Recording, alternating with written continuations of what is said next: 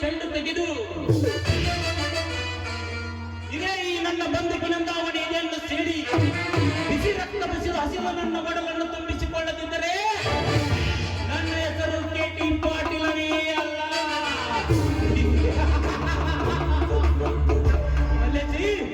ಅದೇನಂತ ಅಪ್ಪನೆ ಮಾಡಿದರೆ ಹೊರಿಯಿಂದ ಹೊರಬಂದ ಕಟಕಕ್ಕೆ ರಕ್ತವೇ ಪಾನವಾಗಿ ಮಾಡಿಕೊಂಡು ಒಳ ಸೇರುವಂತೆ ಈ ಪಾಟೀಲನ ಬಂದೂಕಿಗೆ ಅದೇ ಬೇಕಾಗಿದೆ.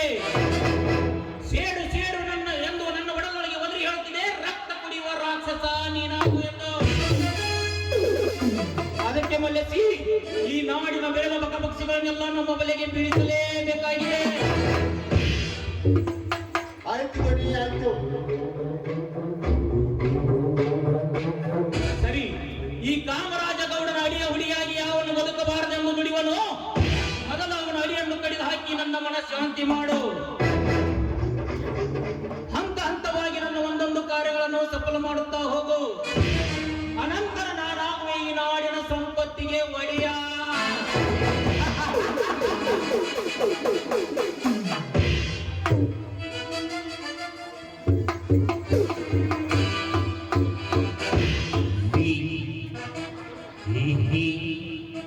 ಆಯ್ತು ಗಡಿ ಆಯ್ತು. ನ್ಯಾಯ ನೀತಿ ಧರ್ಮ ಧರ್ಮ ರತ್ನಾಕರ ಎಂಬ ಬಿರುದು ಪಡೆದಿರೋ ನಿಮ್ಮ ಮಾನ ಮರ್ಯಾದೆಗೆ ಯಾವನಾದ್ರೂ ತಕ್ಕೆ ತರಲು ಮುಂದಾದ್ರೆ ಅವನೇ ತೆಗೆದು ಬಿಡ್ತೀನಿ. ಈ ನಾಡಿನಲ್ಲಿ ಶಾಂತಿ ಬಯಸೋ ನಿಮ್ಮ ಮನೆಗೆ ಪ್ರಾಂತಿ ಬಯಸುವವರಿಗೂ ಅವರ ಪ್ರಾಂತಿ ಬಿಡಿಸದಿದ್ದರೆ ನನ್ನ ಹೆಸರು ಕೊಲೆ ಪಾತಕ ಮಲ್ಲೇಶನೇ ಅಲ್ಲ.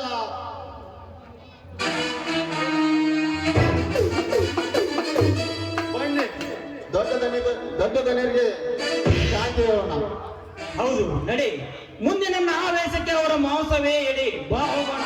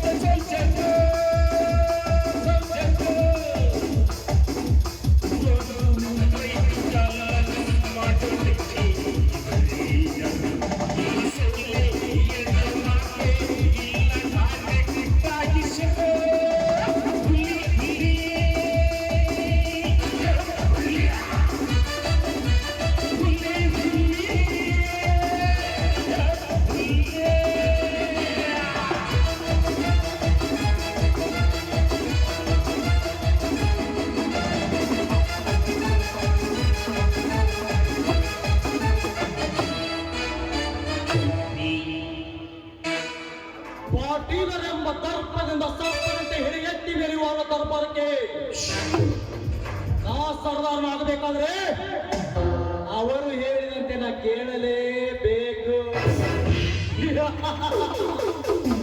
ಅಂದಾಗ ನನ್ನ ಪುಂಗಿಯ ನಾದಕ್ಕೆ ತಲೆ ಅಲ್ಲಾಡಿಸರು ಈ ನರನಾಗರು. ಕೆಟಿ ಪಾಟೀಲ,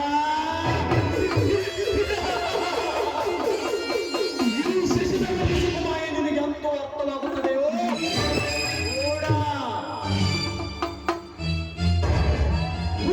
ನಿಮ್ಮ ನೆಪದಲ್ಲಿ ನಿಮ್ಮ ಮನೆ ಸೇರಿ ಮಸನ ಮಾಡಿದೆ ನಿನ್ನ ಅತ್ತಿಗೆಯ ಜೀವವನ್ನ. ಈ ನಾಂದಿ ಹಾಡು ಮಂಗಲವಾಗದೊಳಗೆ ನಿಮ್ಮೆಲ್ಲ ವಂಶವನ್ನು ಸರ್ವನಾಶ ಮಾಡಿ ಮುಂದೊಂದು ನಿಮ್ಮ ಸೇರಿ ಸಂಪತ್ತಿಗೆ ಸರ್ವೇಶ್ವರನಾಗಿ ನಾ ಮೆರೆಯುತ್ತಿದ್ದರೆ ನನ್ನ ಹೆಸರು ಶ್ರೀಪಾದ ಹರಿ ಶಶಿಧರನೇ ಅಲ್ಲ.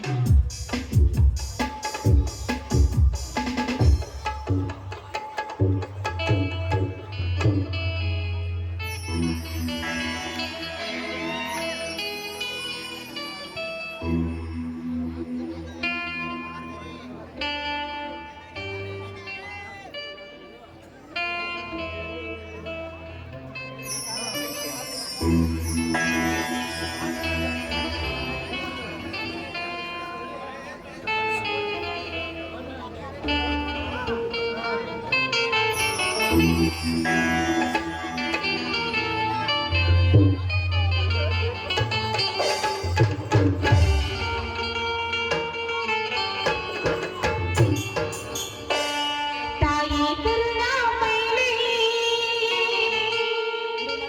ರಕ್ಷಸು ಭುವನೇಶ್ವರಿ ಭುವಾದಯೇ ದೀನರನ್ನು ಧರಿಸು.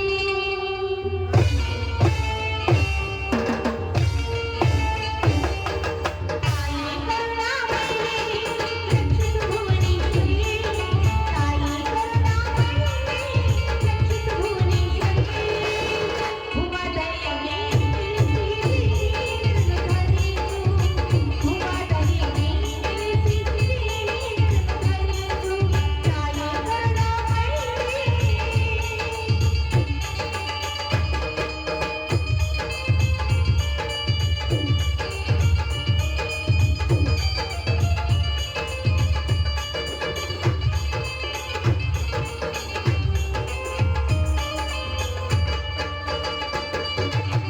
ದಲಿತರ ಮನದಲ್ಲಿ ಮಹದಾಸೆಗೆ ನೆನೆಯುವ ಮನದಲ್ಲಿ ನೆಲೆಸಿರುವೆ.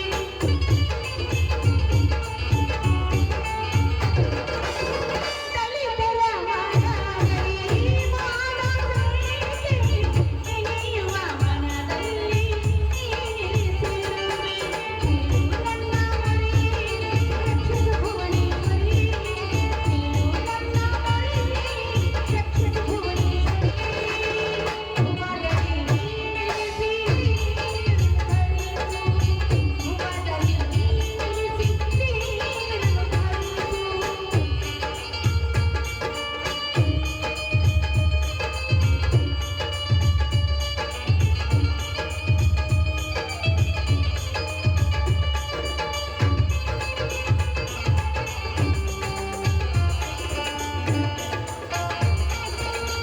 ದಲಿತರ ಮನದಲ್ಲಿ ಮಹದಾಸೆಗೆ ನೆನೆಯುವ ಮನದಲ್ಲಿ ನೆಲೆಸಿರುವೆ.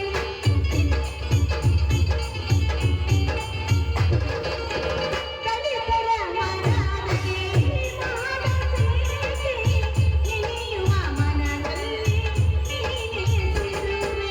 ನೀನು ನನ್ನ ಮರಿ ರಕ್ಷಿಸು ಭುವನೇಶ್ವರಿ ನೀನು ನನ್ನ ಮರಿ ರಕ್ಷಿಸು ಭುವನೇಶ್ವರಿ ಭುವದಲ್ಲಿ ನೆಲೆಸಿ ಭುವದಲ್ಲಿ ನೆಲೆಸಿ ಭುವದಲ್ಲಿ ನೆಲೆಸಿ ಭುವದಲ್ಲಿ ನೆಲೆಸಿ ದೀನರನ್ನು ಧರಿಸು.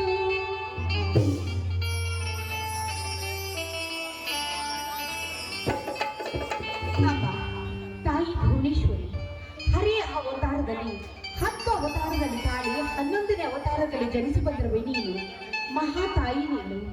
ನೊಂದವರ ಬಾಳಿಗೆ ಬೆಳಕಾಗಿ ನಿಂತಿರುವ ಮಹಾತಾಯಿಯ ಮನೆದು ದುಷ್ಟರನ್ನು ಸಂಹಾರ ಮಾಡಿ ಶಿಷ್ಟರನ್ನು ಪರಿಪಾಲಿಸುವ ಮಹಾತಾಯಿ ನೀನು. ಈ ನಮ್ಮ ಪಾಟೀಲರೆಂಬ ಕುಟುಂಬಕ್ಕೆ ಯಾವ ರೀತಿ ಕಳಂಕ ಬರದ ಹಾಗೆ ಕಾಪಾಡುವ ಭಾರ ನಿನ್ನ.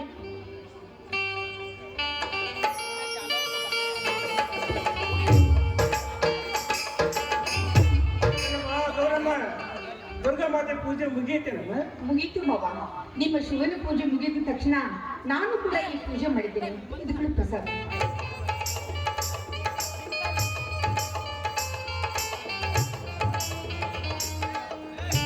ಸುಮಂಗಲಿ ಗೌರಮ್ಮ, ನಿನ್ನ ಬಾಳು ಬಂಗಾರವಾಗಲಮ್ಮ.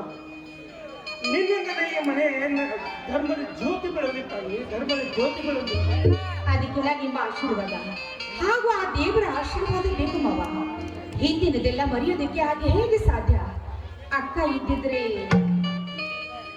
ಅಕ್ಕ ಬದುಕಿದ್ರೆ ಈ ಮನೆ ನಂದನವನವಾಗಿದ್ದು ನಿಜ. ಆದ್ರೆ ಏನ್ ಮಾಡೋದು, ಎಲ್ಲವೂ ಆ ಸೋನಿ ಅವನು ನಡೆಸಿದಂತೆ ನಡೆಯಲೇಬೇಕು. ಯಾರೇನು ಮಾಡಲು ಸಾಧ್ಯ? ನಿಜ ಮಾವ, ಮಕ್ಕಳಿಲ್ಲ ಎಂಬ ಪಂಜೆ ಪಟ್ಟ ಆ ಅವಳ ಹಣೆ ಪಟ್ಟಿಗೆ ನುಗ್ಗಿ ಅವಳ ಜೀವವನ್ನೇ ನುಗ್ಗಿಬಿಡಿತು. ಹೌದಮ್ಮ, ಆ ಮಾತ್ರವಾದ ಸತ್ಯ. ತಾಯಿಗಿರೋ ಸದ್ಗುಣಗಳು ಅವಳಲ್ಲಿ ಇರಲಿಲ್ಲ ಅಂತ ಅನ್ಸುತ್ತೆ, ಅದಕ್ಕೆ ಹಾಗಾಗಿರ್ಬೋದು. ಆದ್ರೆ ನೀನು ಹಲವಾರು ಮಕ್ಕಳು ತಾಯಿ ಹಾಗೆ ಆಗ್ತೀಯ. ಯಾಕಂದ್ರೆ ನಾನು ಆಗ ಪೂಜಿಸುವ ಆರಾಧ್ಯ ಪರಮಾತ್ಮ, ನೀನು ಪೂಜಿಸುವ ದುರ್ಗಾ ಮಾತೆಯು ಕೂಡ ನಿನ್ನನ್ನೇ ನಂಬಿದ್ದಾರಲ್ಲ. ನಿಜವೇ ಮಾವ? ನಿಜನಮ್ಮ, ನಿಜ. ನಿಜವನ್ನರಿಯದ ನಾನು ಯಾವ ಮಾತು ಆಡುವುದಿಲ್ಲ ಗೌರಮ್ಮ. ಯಾಕಂದ್ರೆ ಪತಿವ್ರತ ಶಕ್ತಿ, ದೈವ ಶಕ್ತಿ ನಿನ್ನಲ್ಲಿ ತುಂಬಿ ತುಳುಕುತ್ತಿರುವಾಗ ನೀನು ಒಂದಲ್ಲವ ಎರಡಲ್ಲ ಹಲವಾರು ಮಕ್ಕಳಿಗೆ ತಾಯಿ ಹಾಗೆ ಆಗ್ತೀಯಮ್ಮ, ಹಾಗೆ ಆಗ್ತೀಯ. ಇದು ಸತ್ಯ ಕಣಮ್ಮ.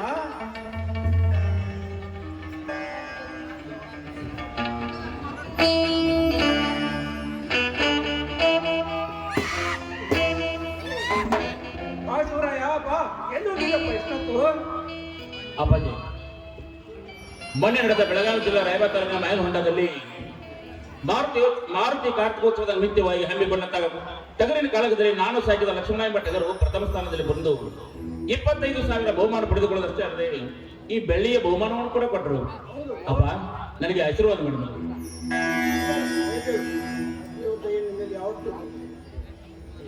ಅಲ್ಲಪ್ಪ ಶಿವರಾಯ, ನೀನು ಕುಸ್ತಿ ಕ್ರೀಡೆಯಲ್ಲಿ ಹೆಸರುವಾಸಿಯಾದೆ, ಅದೇ ರೀತಿ ನೀನು ಸಾಕಿದ ಟಗರುಗಳು ಕೂಡ ಪ್ರಸಿದ್ಧ ಪಡೆದವಲ್ಲೋ. ನಿನ್ನಂಥ ಮಗನನ್ನು ಪಡೆದಿರುವ ನಾವೇ ಭಾಗ್ಯವಂತರು. ನಿಜವಾಗ್ಲೂ ನಾನೇ ಭಾಗ್ಯಶಾಲಿ. ಅಮ್ಮ, ಇಷ್ಟಕ್ಕೆ ನೀನು ನಿನ್ನ ಮಗನನ್ನು ಕಂಡು ಖುಷಿಪಟ್ಟರೆ ಹೇಗಮ್ಮ? ಮುಂದೆ ಬರುವ ಕಾಲಮಾನದಲ್ಲಿ ಈ ನಿನ್ನ ಮಗ ಮಾಡಬೇಕಾದಂತ ಕೆಲಸ ಕಾರ್ಯಗಳು ಸಾಕಷ್ಟಿವೆ. ಅಲ್ಲಿವರೆಗೆ ಹಿಂದಾದ ಘಟನೆಗಳನ್ನು ಸದಾ ನಾವು ನೆನಪು ಮಾಡಿಕೊಳ್ಳಬೇಕಷ್ಟೇ. ಅಂದ್ರೇನಪ್ಪ ನನ್ನ ಮಾತು? ಅಪ್ಪಾಜಿ, ಅಂದು ಬೇಡರ ಕುಲದಲ್ಲಿ ಬಂಟನಾಗಿ ಜನಿಸಿದ ವೀರ ಸಿಂಧೂರ ಲಕ್ಷ್ಮಣನ ವೀರಗಾಥೆಯನ್ನು ಕೇಳಿದರೆ ಇಂದಿಗೂ ಕೂಡ ಮನಸ್ಸು ಖುಷಿಯಿಂದ ಕುಣಿದಾಡುತ್ತದೆ. ನೋಡಪ್ಪ, ಅವತ್ತು ತನ್ನ ಅಳಿಯಂದಿರ ಗುಂಪು ಕಟ್ಟಿಕೊಂಡು ತನ್ನ ತಂಗಿಗಾದ ಅವಮಾನವನ್ನು ಸಹಿಸಲಾರದೆ ತಂಗಿ ವೆಂಕಟಪ್ಪ ನಾಯಕನ ರುಂಡವನ್ನು ಚೆಂದಾಡಿ ಅವಿಸಿ ಬಾಗಿಲಿಗೆ ಕಟ್ಟಿದವನ ಸೂರತನ ಅಷ್ಟೇ ಅಲ್ಲ ತಂದೆ, ಇಡೀ ಬ್ರಿಟಿಷ್ ಸರ್ಕಾರವನ್ನೇ ಗಡಗಡ ನಡೆಸಿದ ವೀರ ಸಿಂಧೂರ ಲಕ್ಷ್ಮಣ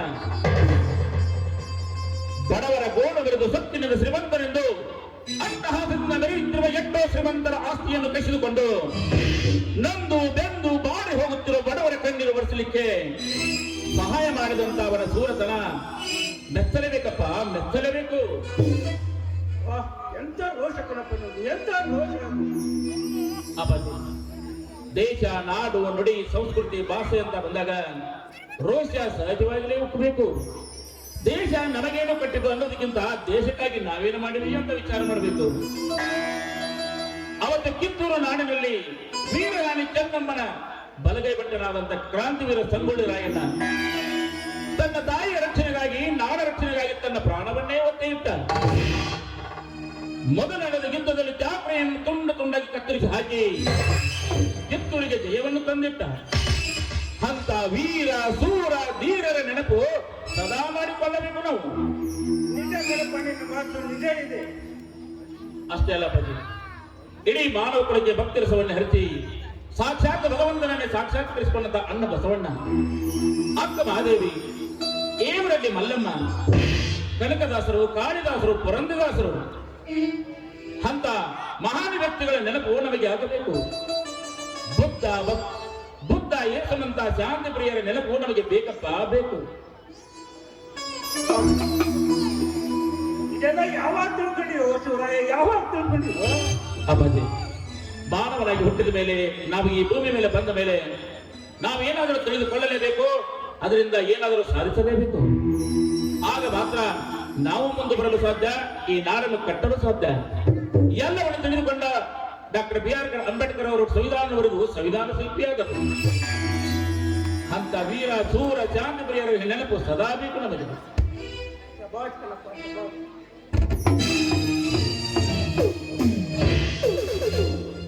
ಏನಪ್ಪ ಇದು ಆಕ್ರೋಶ? ಇದ್ಯಾವ ಸಭೆ ನಡೆದಿದೆ? ಬನ್ನಿ ಸ್ವಾಮಿ, ಶಿವರಾಯನ ಒಂದೊಂದು ಮಾತುಗಳನ್ನು ಕೇಳಿದ್ರೆ ನಿಜವಾಗಿ ಹೇಳಬೇಕೆಂದ್ರೆ ಹಸಿದ ಹೊಟ್ಟೆ ತುಂಬಿದಂತೆ ಆಗುತ್ತದೆ. ಹೌದು, ಈ ಶಿವರಾಯನ ಕೀರ್ತಿ ದಿನದಿನಕ್ಕೆ ಈ ಪಾಟೀಲಗಿಂತ ಮುಂದೆ ಓಡಲಿಕ್ಕೆ ಹತ್ತಿದೆ. ಯಾರೇನು ಮಾಡೋದು ಅದು ಅವನ ಭಾಗ್ಯ.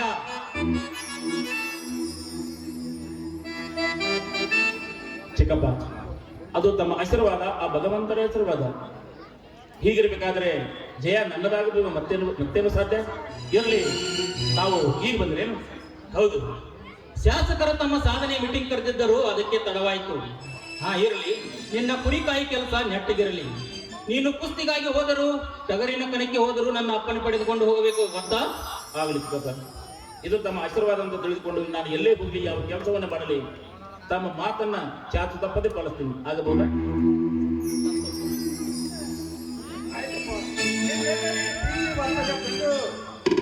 ತುಂಬಾ ಸಂತೋಷವಾಗ್ತಾ ಇದೆ ಗುರು. ಸಂತೋಷ ನಾವೆಲ್ಲ ಕೂಡಿ ಒಂದು ಹಾಡ ಹಾಡೋಣವೇ? ನಮ್ಮ ಸಂಸಾರ ಆನಂದ ಸಾಗರ, ಪ್ರೀತಿ ಎಂಬ ದೈವವೇ ಜಗದಾಧಾರ, ಆ ದೈವ ತಂದವರದಿಂದ ಬಾಳೆ ಬಂಗಾರ. ನಮ್ಮ ಸಂಸಾರ ಆನಂದ ಸಾಗರ, ಪ್ರೀತಿ ಎಂಬ ದೈವವೇ ಜಗದಾಧಾರ, ಆ ದೈವ ತಂದವರದಿಂದ ಬಾಳೆ ಬಂಗಾರ.